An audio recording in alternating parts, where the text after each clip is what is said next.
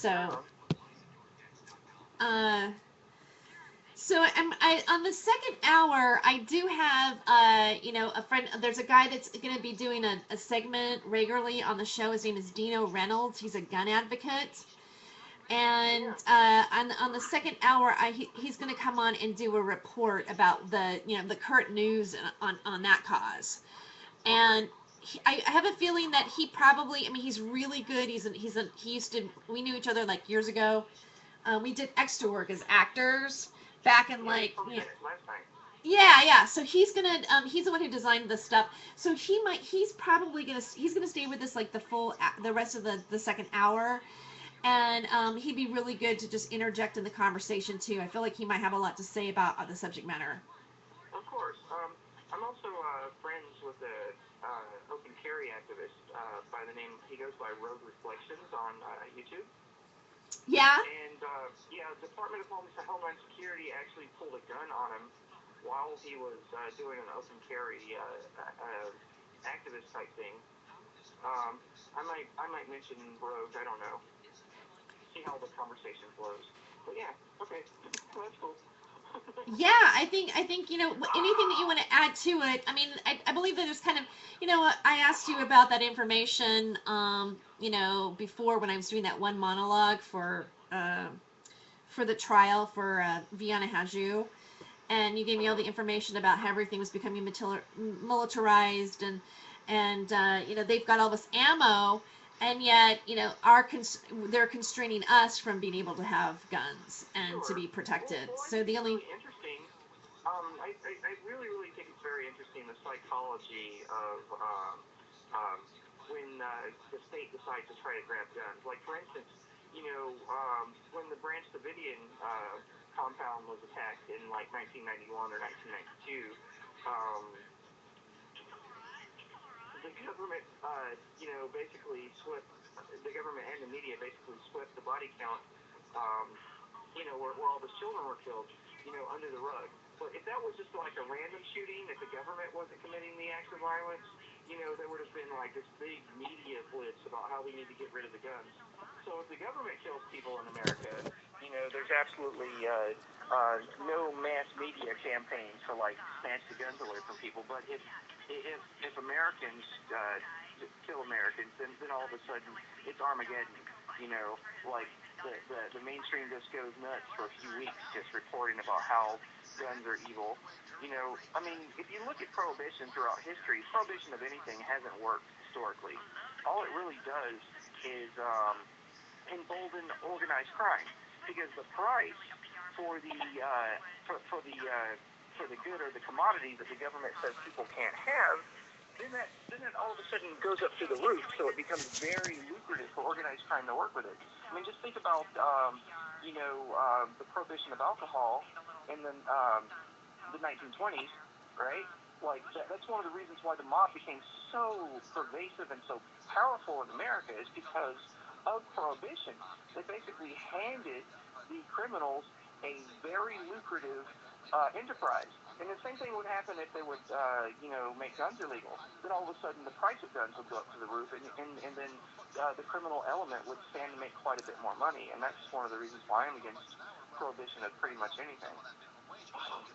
I feel that would be really great to bring up on the show and to share that angle on it. Yeah. So. But I really want. Yeah, I'm excited. I'm super excited about the show. I've got there's been a lot of online activity about it.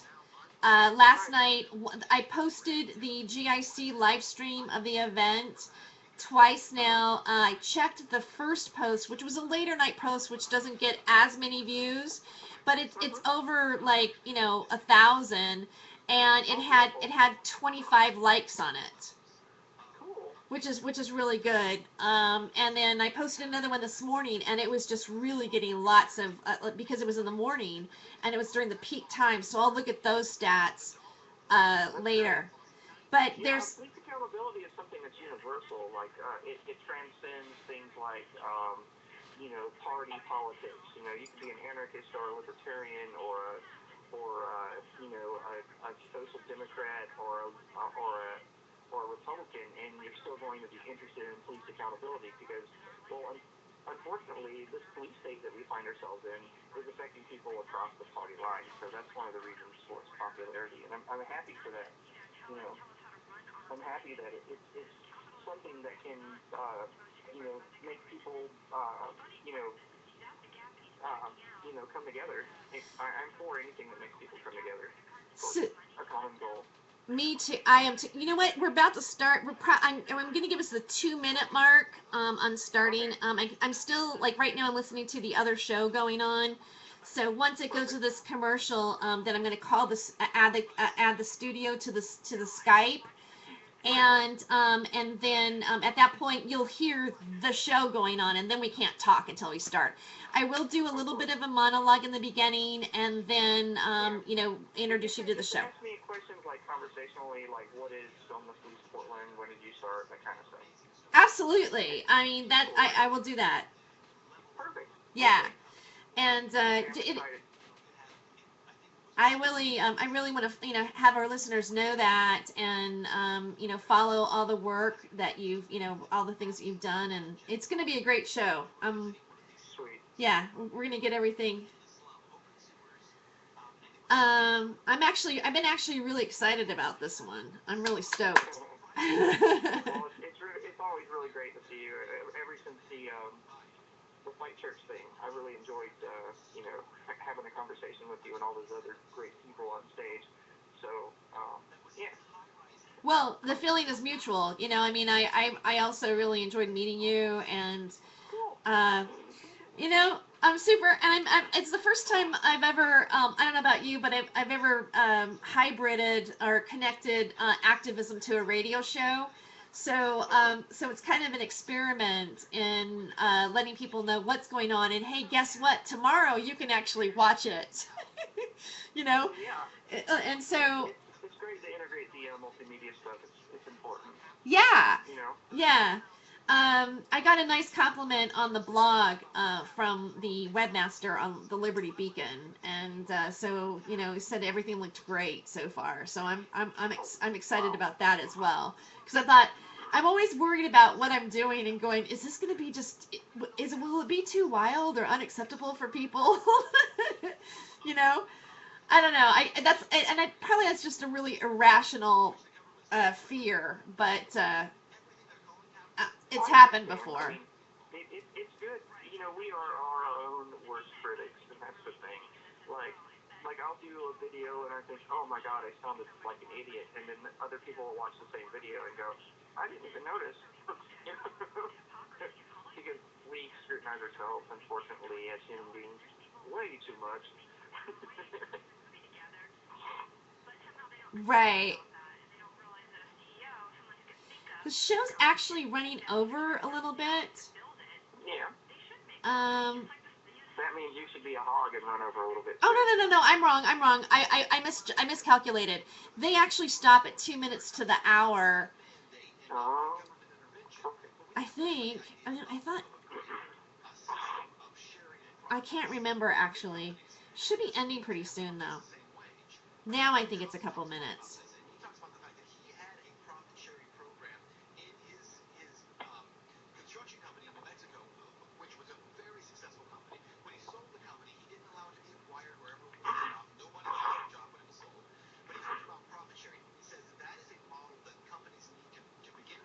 Huh. All right, I'll just wait a second.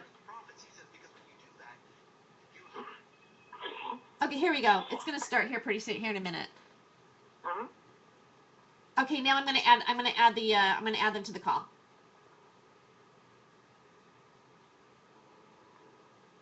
I've always had a passion for negative.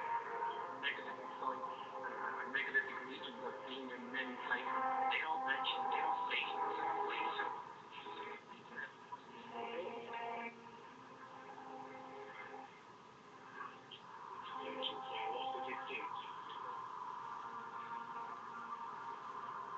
That life is more than shades.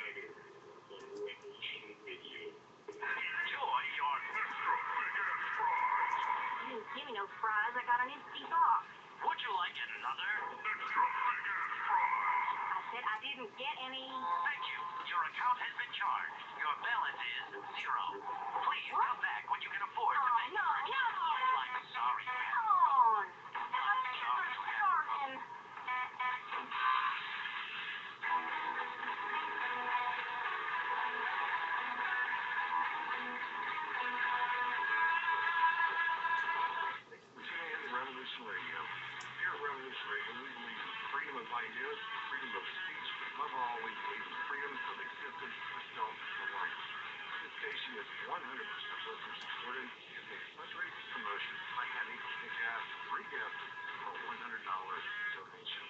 35,000 feet. 25 years in the freezer. Long-term storable typical nickel varieties. You know, the prices go crazy.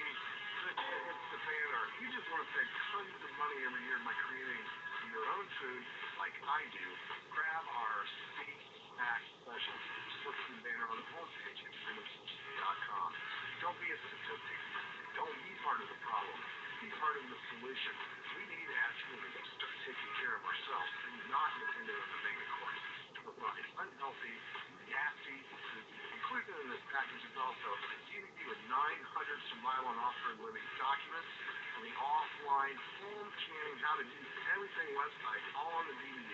So when you're growing all that food, you know how to can it, store it, preserve it, etc. with all these documents. So thank you for tuning in to Revolution Radio at freedomslips.com. I hope you will pick up the package and start learning weed-free. Revolution Radio at freedomslips.com, where information never sleeps and freedom is one seed that needs to be planted.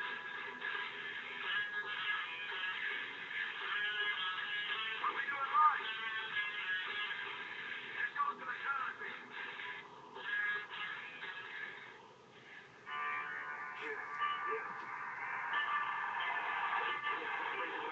You see, I grew up in America. I grew up in the land where phrases like, I have a dream, meant something. I grew up where I believed that freedom existed, that that's what I was fighting for. But our founding fathers made America the land of the free and the land of the brave. This is America, damn it, and I'm taking it back. And now your host, Terry Joyce. Welcome to the Freedom of Joy show on freedomslips.com at Revolution Radio. Thank you so much for tuning in today.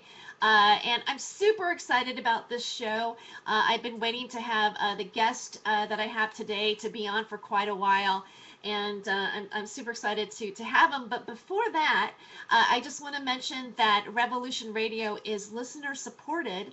So please do give us a donation and keep this great network going and all of this wonderful information out to you.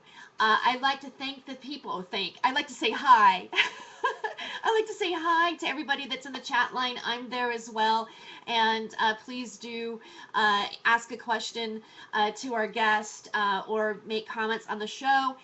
In the second hour, we will be taking phone calls as well. So please do participate. Also, later on in the show, we have Dino Reynolds coming back. Dino's going to be a regular on the show to keep us informed with what's going on with gun advocacy and our Second Amendment rights. So he will be joining us to give us that report in the second hour. So stay tuned to listen to Dino as he when he gets here.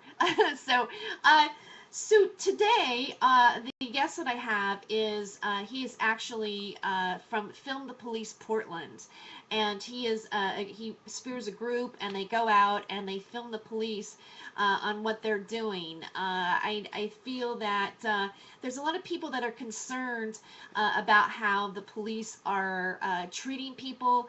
One of the big things is how they treat the riot cops treat the protesters, the occupiers, and now we're looking at how they are treating protesters in other parts of the world as well, and what the military is looking like. If we even go back to Sandy Hook, when they were, or not Sandy Hook, it was the Boston bombing. When we go back to that, I don't know if anybody remembers when they were looking for the people who did the bombing, it looked very militarized. It felt like martial law was happening.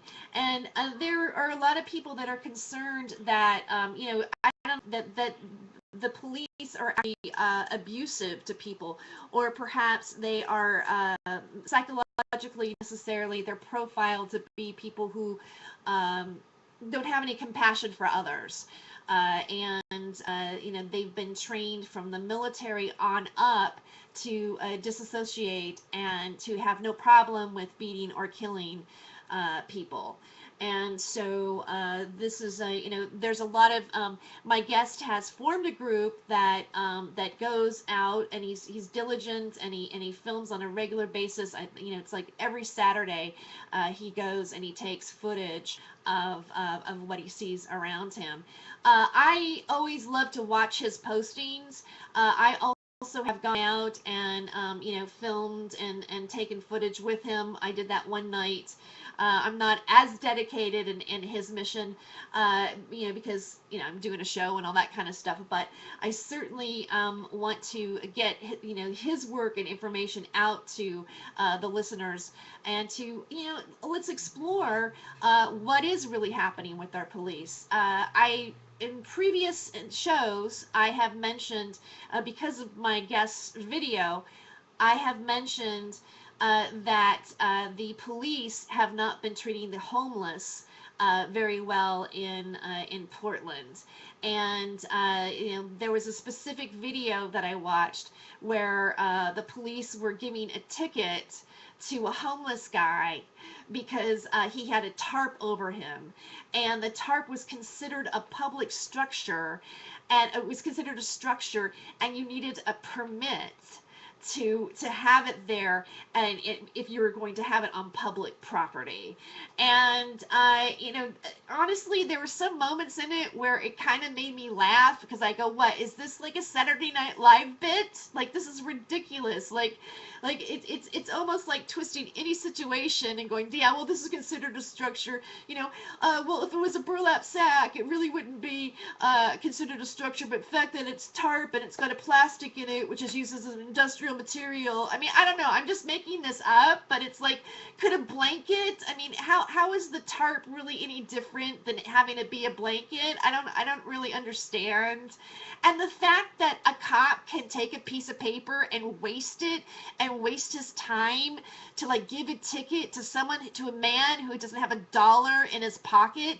I mean, really, is this protect and serve? Is this where our tax dollars have gone to, that we have these cops and a freaking walkie-talkie and their little like vests, going, I gotta write this guy a ticket because the tarp isn't really correct. Okay, now honestly, that is like, humorous in some ways, and maybe doesn't even seem, yeah, it's an annoyance, should we even be talking about this? But this is escalating to everywhere, to where somehow I feel that, hey, are we in a police state?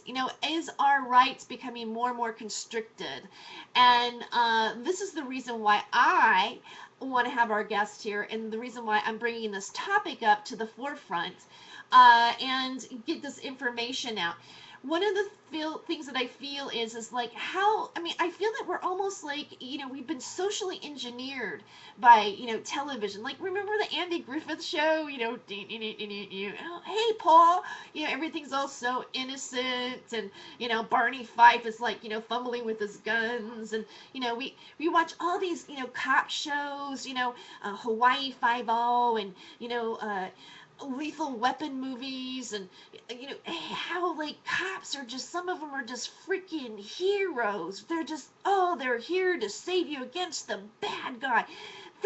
And sometimes they are the bad guy, and that's how they can understand who the bad guy is, but they still have an inch of like something inside their being that makes them better than other people. And it just, now when you really face it, when you, let's say, you go and you protest, and they come out and they look like freaking, like they've got tear guns and masks, and they're just frightening. They're almost like not even human anymore. They're wearing like these robotic suit outfits that can just go, it's like, this is no joke, people.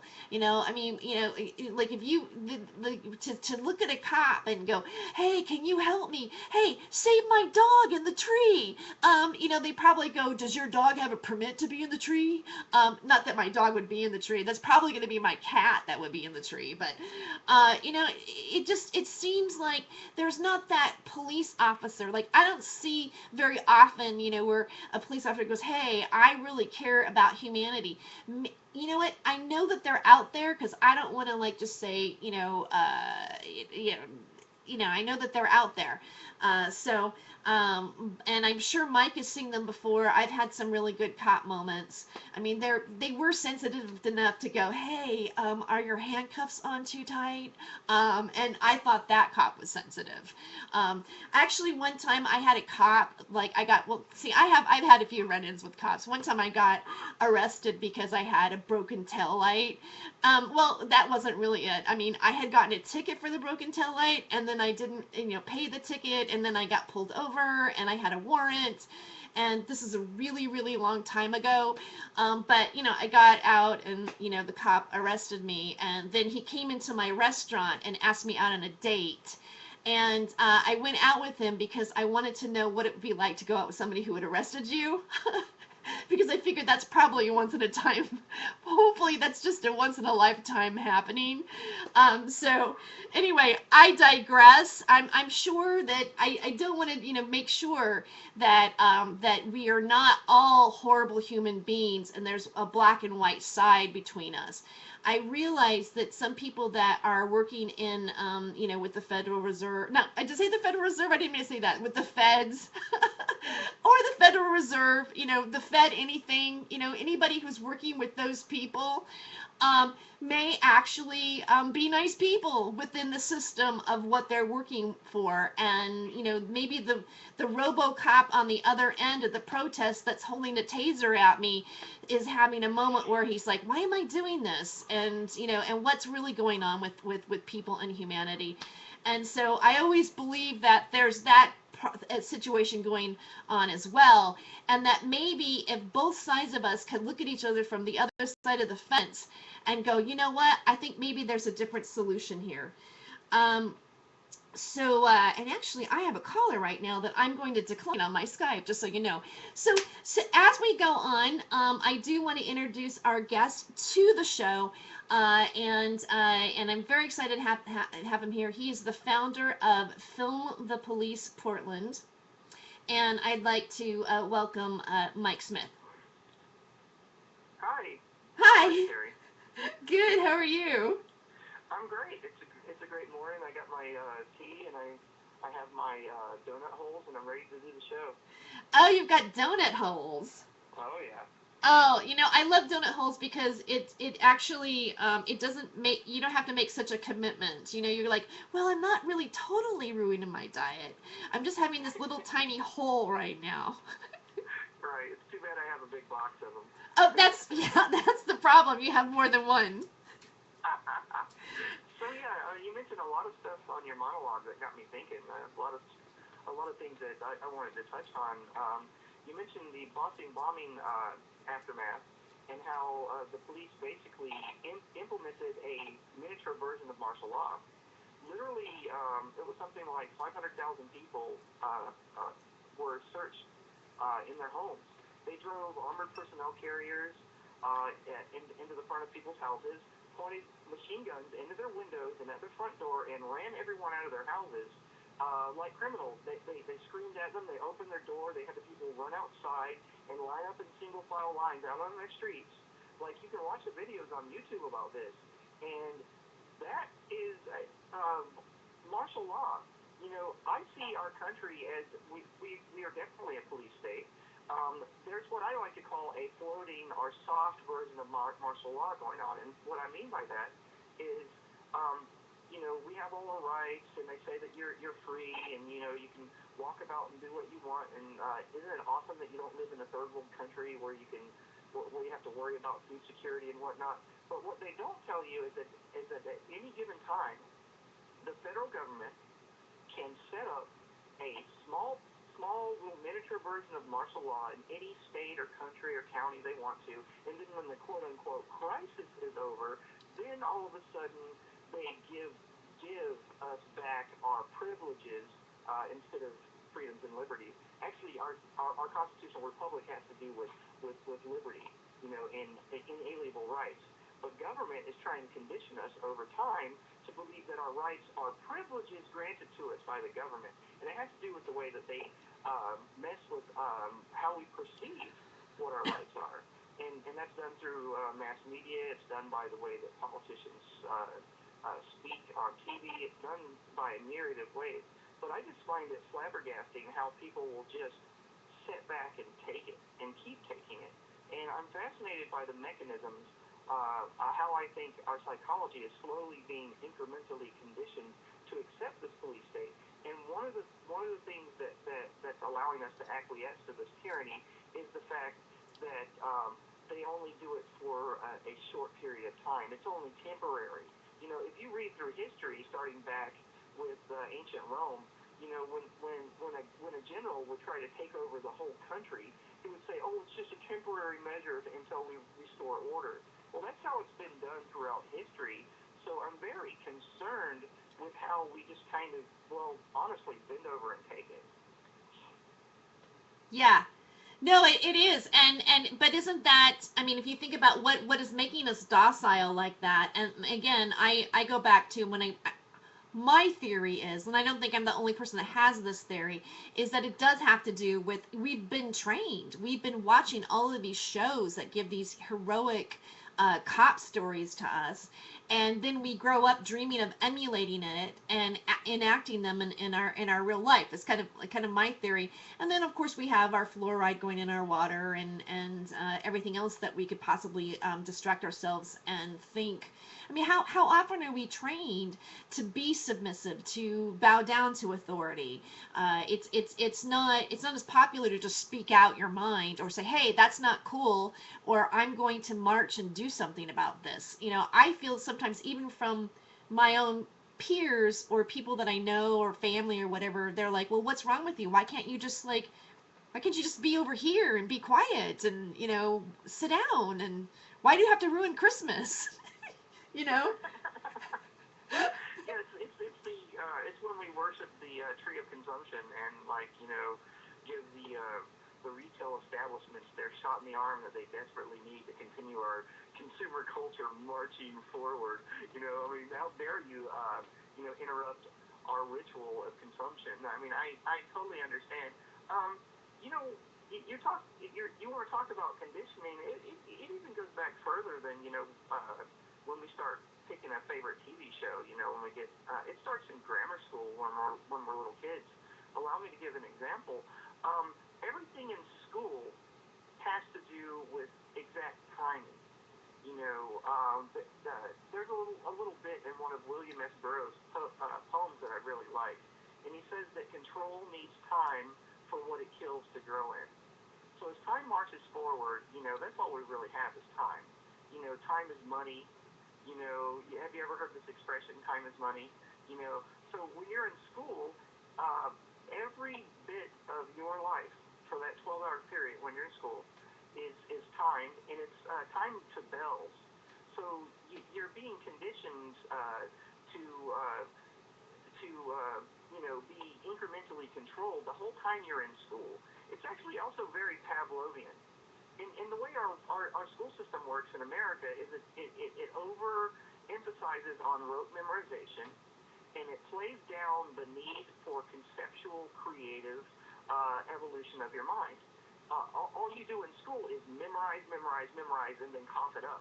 And then if you can cough up what you memorize, it doesn't even matter to the teachers or to the curriculum or the structural organization of our school system. It doesn't even matter if you can actually retain the information longer than it takes you to cough it up during the test and then you forget it.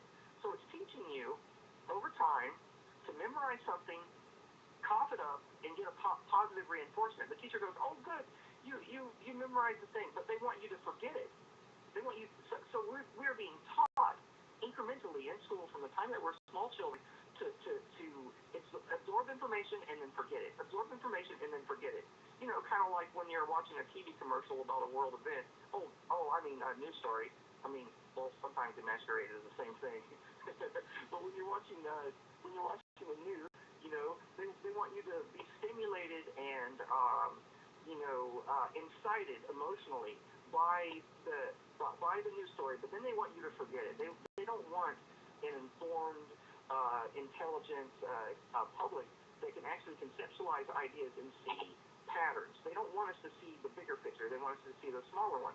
And I think the way we're incrementally conditioned in school has to do with why we acquiesce and why we bend over for the police state in our adult lives.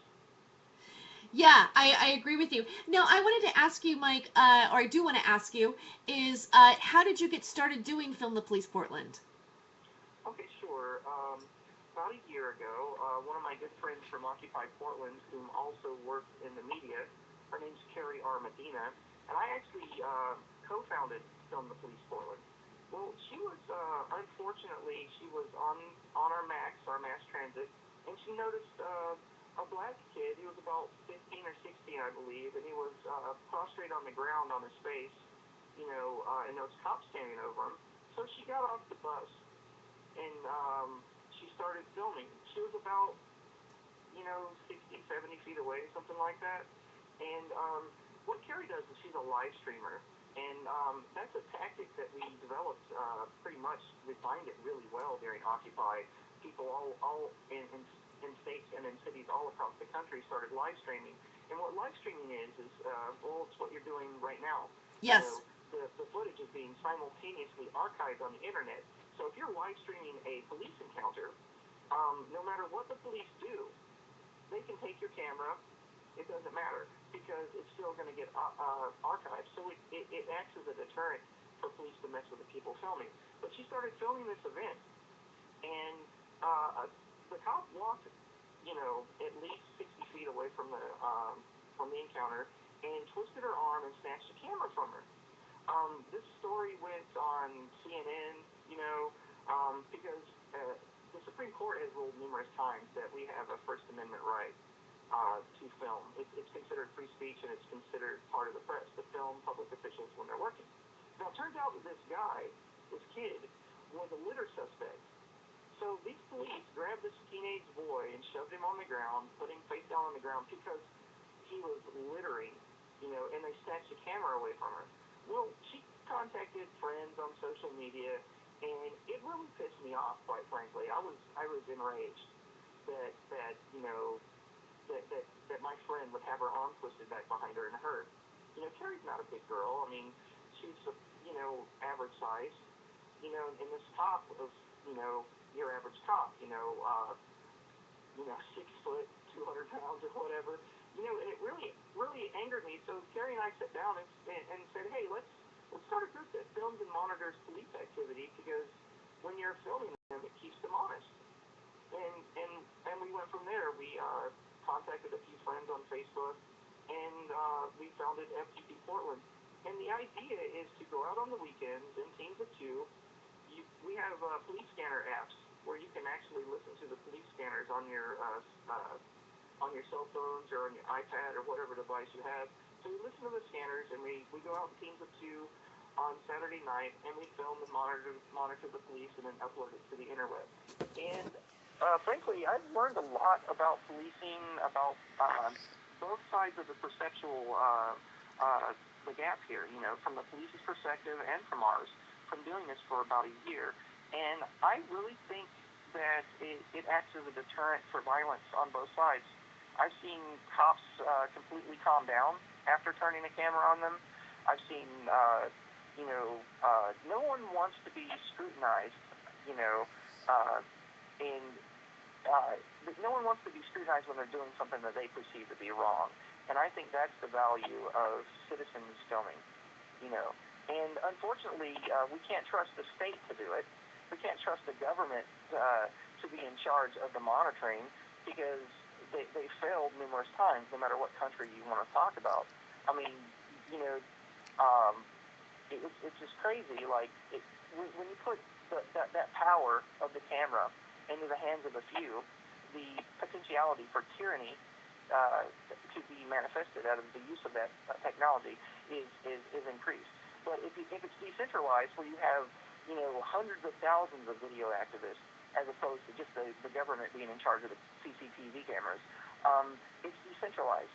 So the potentiality for it to be abused is quite a bit lessened. And that's I like to say that little brother and little sister are watching. And we have more cameras. We have more resources. We have more cameras. We have more volunteers. We have more people that have good intentions than the government could ever hope, or any government on earth could ever hope to muster. I mean, everybody now has a camera in their hands, and I think the goal of Film the Police Portland, the animus behind it, is to turn it into a social norm. Because I'm constantly confronted with people that ask me, well, hey, is it even legal to film cops? I'm like, of course. And then I tell them about the Supreme Court decisions that say it's a First Amendment right. So if we could all get to a point psychologically to where it's a social norm, so when the police are arresting somebody, if everybody pulls out their camera out of their pocket, you know, I think we would be better served as a society. The court of public opinion is always open. You know, laws, there's hundreds of thousands of municipal codes in the United States.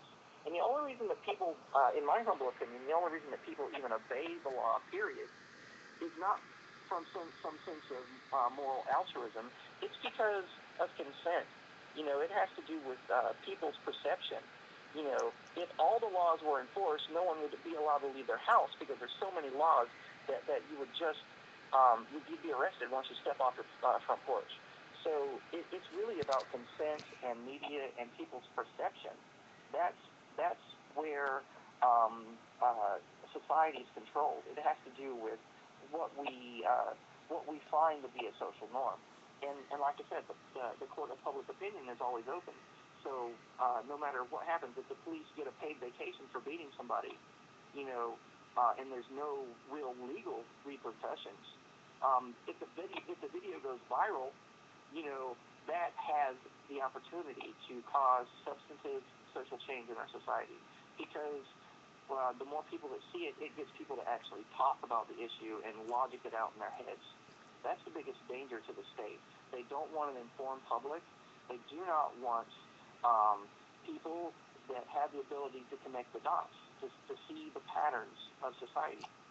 And that's one of the things I think Filming the Police does, is it gives people the ability to see what actually happened, you know, as opposed to just, you know, a news story on the nightly news. If it's a grotesque, horrible event that is just overt police misconduct, the mainstream news is only going to show a 15-second clip. But if there was a cop watcher there, they're going to film an 8-minute video that shows every bit of it. And then people can judge for themselves. And I don't think I'm special.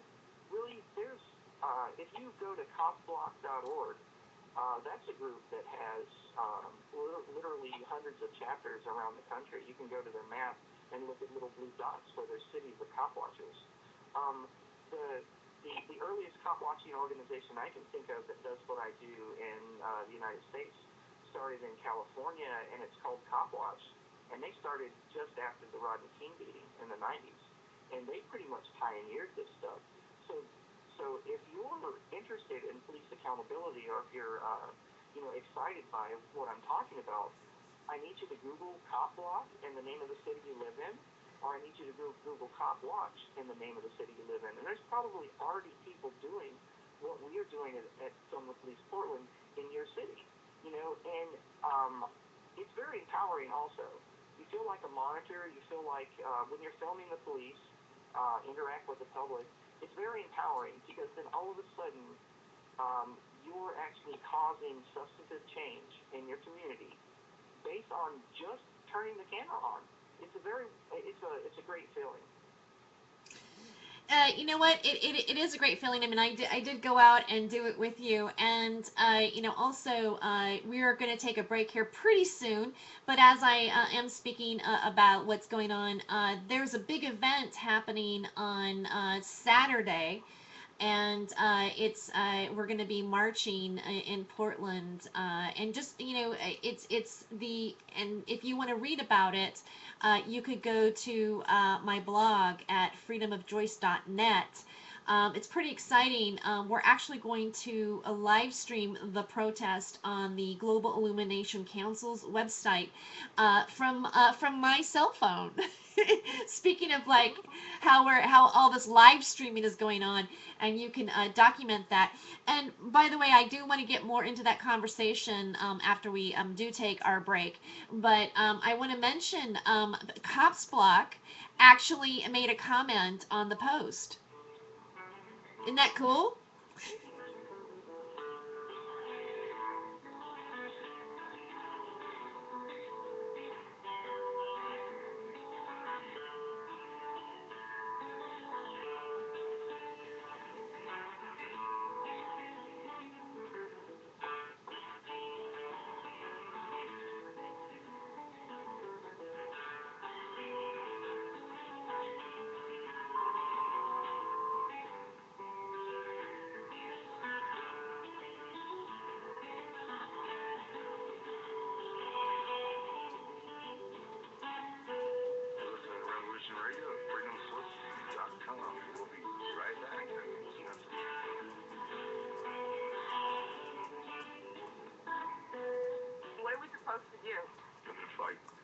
used to it.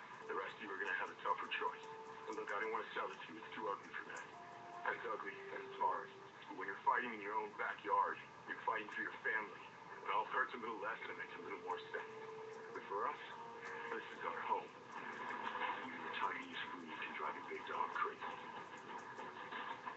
The first thing we have to do is learn how to work together. Become human. And that's going to take some time. We're going to have to evolve. Rewire our reflexes. Learn new skills and adapt old ones.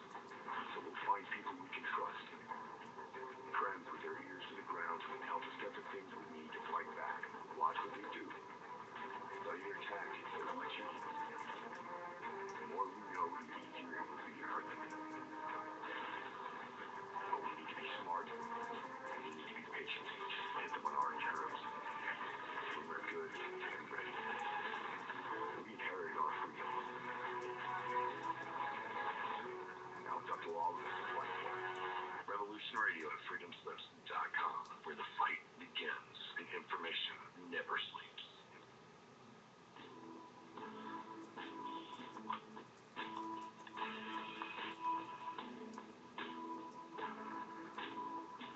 Is your data safe? Do you have the necessary information to assist you in confidently living through just about any survival situation? Is survival and gardening, off-grid living, medical knowledge, or even natural or man-made EMPs on your list of personal concerns? Do you have your documents and your personal information in a safe place in your hands where you know where it is?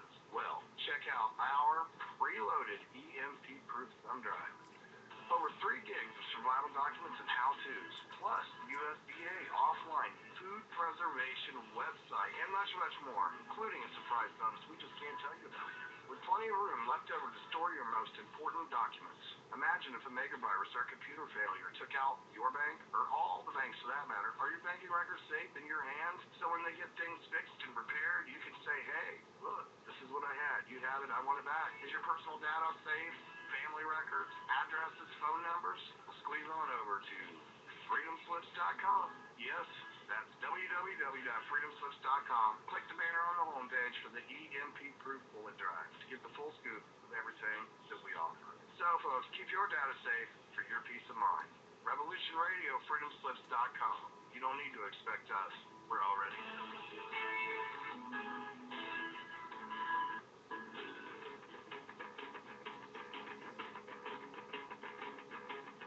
Revolution Radio.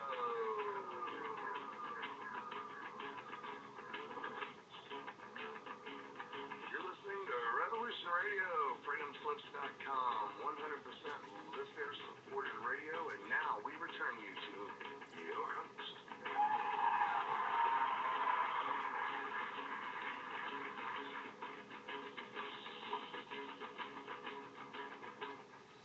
Oh, welcome back to the Freedom of Joyce show on Revolution Radio.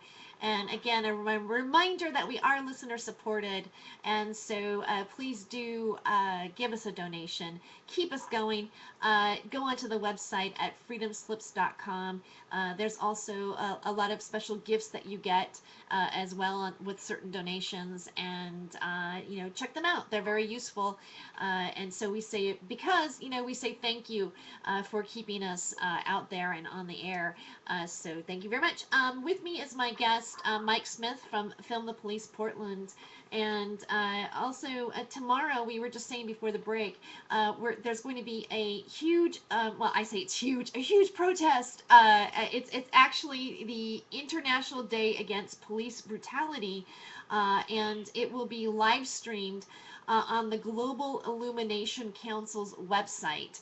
That's the GIC.org, and that is the founder of Bernard Alvarez, who has the Just Bernard show here on Revolution Radio. And actually, I'm a board member of the GIC with Bernard. I'm super happy to be working with him, and we will be working together in bringing this live stream for people to see. I find this the reason for the protest to be very interesting. And Mike, why don't you tell us a little bit about what that's all about?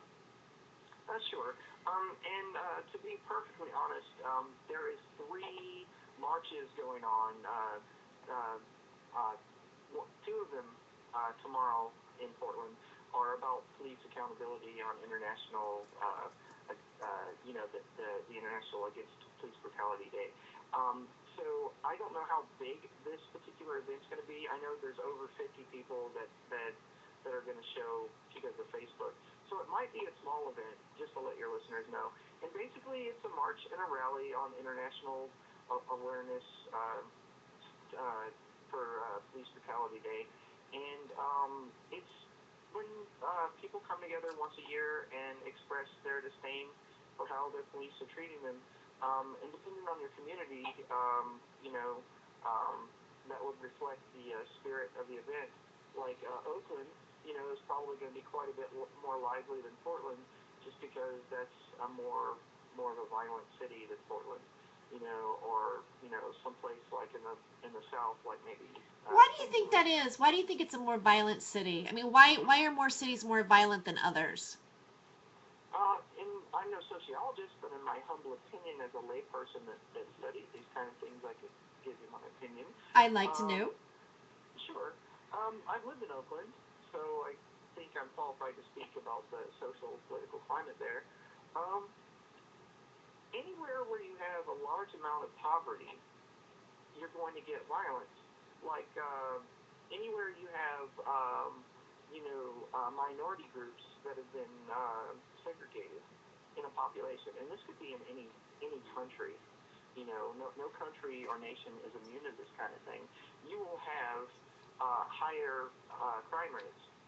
So I think crime is directly related to poverty. There's definitely a connection there.